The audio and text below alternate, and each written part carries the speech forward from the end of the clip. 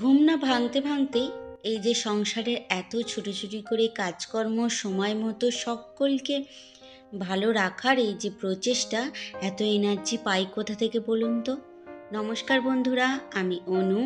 Happy life with অনুর আরও একটা নতুন ব্লগে আপনাদের সকলকে জানাই মন থেকে অনেক অনেক স্বাগত। কেমন আছেন আপনারা?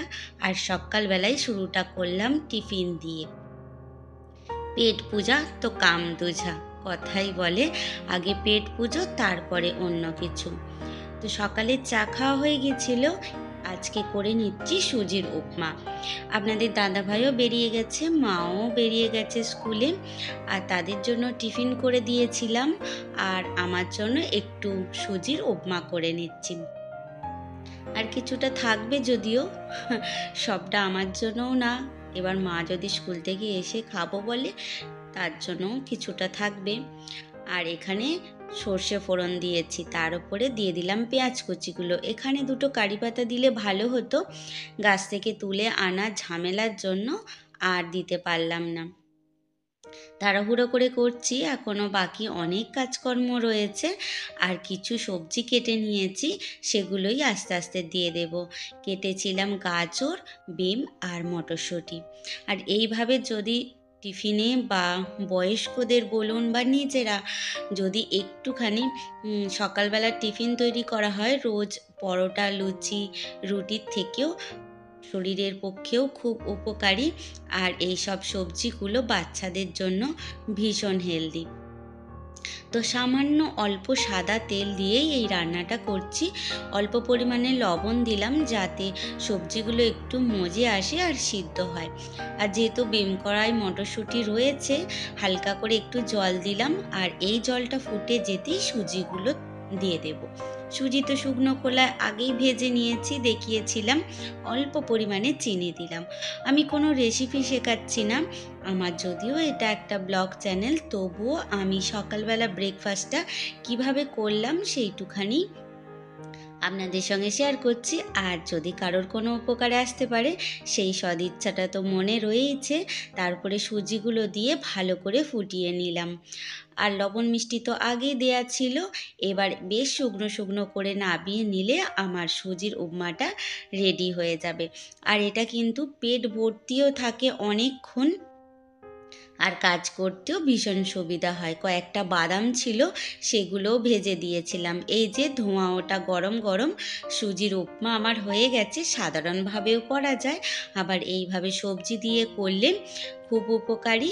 আর বাচ্চাদের টিফিনের ক্ষেত্রে বা বয়স্কদের ক্ষেত্রে ভীষণ উপকারী। তো মায়ের জন্য কিছুটা রেখে দিয়েছি, বাকিটা আমি খাবো। আর আপনাদের দাদাভাই সেই দুপুরে ফিরবে, তখন তো আর এটা আর ভালো লাগবে না, তাই আমি একটুখানি খেয়ে নিয়ে বাকি কাজকর্মে লেগে যাব। আর ভিডিওর এই পর্যায়ে এসে বলি, যদি ভিডিওটা কোনো অংশে ভালো লেগে থাকে তাহলে প্লিজ চ্যানেলটা সাবস্ক্রাইব করে আমার পাশে থাকবেন, আর একটা মিষ্টি কমেন্ট অবশ্যই করবেন। অনেক বন্ধুরা আসছেন, একটু ধৈর্য ধরবেন, আমি সবার পাশে যাব, কাউকে কোনোদিনও ঠকাইনি আর ঠকাবও না। তো তারপরে এই যে বিছানা গোছাতে চলে এসেছি। অফ ক্যামেরায় যদিও ওই ঘরের কিছুটা কাজকর্ম করে নিয়েছি, আর ওই ঘরে বিছানার চাদরটাও উঠিয়ে নিয়েছি, আজকে কাচাকুচি করব। কাল শিবরাত্রি, পরশু কিন্তু আমাদের এখানে মায়ের পুজো। আমি যে মাকে সারা জীবন মেনে আসি, ঘুম থেকে শোয়া থেকে আরম্ভ করে ঘুমোতে যাওয়া পর্যন্ত প্রতিনিয়ত যে মায়ের নাম আমার মুখে সব সময় জপ হতে থাকে, সেই মায়েরই পুজো আমার খেপি মায়ের পুজো। ওই যে আপনাদেরকে বলছিলাম ভিডিওতে যে প্রথমে আমি এত কাজকর্মের এনার্জি পাই কোথা থেকে? পাই হচ্ছে আমার মায়ের কাছ থেকে, মানে আমার কালী মায়ের কাছ থেকে। সব সময় মাকে মনে ডাকি। এটা অবশ্যই যে যার ভক্তি, যে যার ইচ্ছা, যে যার ইষ্ট দেবতাকে যদি ঘুম থেকে উঠে একবার প্রণাম করে দিনটা শুরু করা যায়, যে তুমি এই সুন্দর দিনটা দিয়েছো, আর এর ভালো মন্দ সব কিছুর দায়িত্ব তোমার। আমি যেটা কর্ম করব জানবো তুমি আমাকে করাচ্ছ বলেই এই কর্মটা করছি। অবশ্যই আমাদের সেই কর্মটা হতে হবে সৎ এবং স্বাভাবিক মানুষের মতনই আচরণ। তবে ঈশ্বরের নাম দিয়ে যদি বিছানায় প্রণাম করে বিছানা থেকে নামা হয়, দিনটা ভীষণ শুভ হয়। আপনারা করে দেখতে পারেন।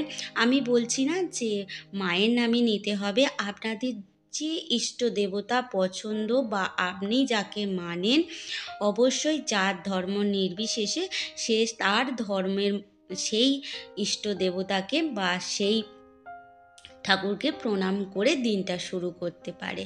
এটা কিন্তু আপনাদের জীবনে অনেক পজিটিভ এনার্জি এনে দেবে, আর জীবনের সুষ্ঠু এবং স্বাভাবিক সুন্দর পথে চালনা হওয়ার একটা সহজ উপায়, যেটা আমি করে থাকি আর আপনাদের সঙ্গে শেয়ার করলাম।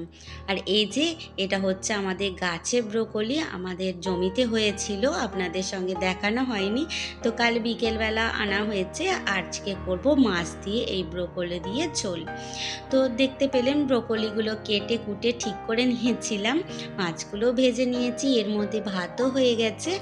আর এই যে পেঁয়াজটা ভেজে নিয়ে এর মধ্যে দিয়ে দিলাম আদা রসুনের পেস্ট, তার সঙ্গে লঙ্কা গুঁড়ো, হলুদ গুঁড়ো আর পরিমাণ মতো লবণ, আর আধখানা টমেটো দিয়েছিলাম।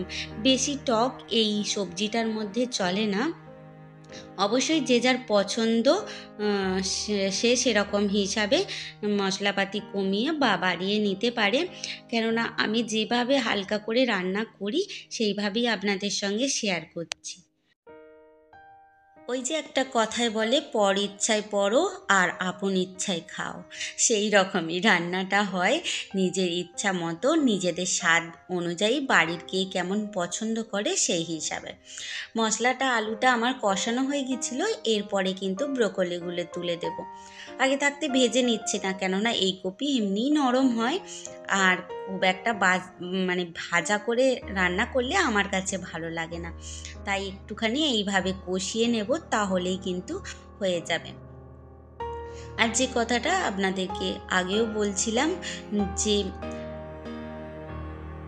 আমরা যতই ভাবি এগুলো বুঝি আমরা করছি, আমাদের ভালো মন্দ, আমাদের চাওয়া পাওয়াগুলো আমরা নিজেরাই তৈরি করছি, সব শেষে কিন্তু তিনিই আছেন। কখন কার কর্ম এখানে শেষ হয়ে যাবে, কখন যে আমরা কর্ম শেষ করে চলে যাব, কেউ আমরা জানি না। তবে দিনটা যদি ওনার নাম করে শুরু করতে পারি, একটা ধন্যবাদ দিয়ে, যে তুমি যেটুখানি দিয়েছ সেটুখানি অনেক দিয়েছ, তার জন্য ধন্যবাদ, নতুন একটা সূর্যোদয় দেখানোর জন্য, যেন এইভাবেই প্রত্যেকটা সূর্যোদয় দেখতে পারি আর সব সময় তোমার নাম মুখের মধ্যে রাখতে পারি। এইভাবেই আমি আমার জীবনের সকল কর্ম করে থাকি এবং পজিটিভ এনার্জিও এইভাবে পাই সংসারের সমস্ত কাজগুলো করবার জন্য। আর বকবক করে যদি কারোর মনে কোনো অংশে একটু দুঃখ বা কষ্ট দিয়ে ফেলি, তাহলে করজোরে ক্ষমা প্রার্থী, নিজ গুণে আমাকে ক্ষমা করে দেবেন। আর বিকেলবেলা একটু মাঠে গিয়েছিলাম, সেই সবুজ মাঠঘাট, সেই রাস্তা, নূতন কিছুই নয়, সেই পুরাতন মাঠঘাট রাস্তা আর পুরাতন আমি অনু। আজকের মতো বিদায় নিচ্ছি, দেখা হবে আবার। নিজেদের খেয়াল রাখবেন, খুব ভালো থাকবেন।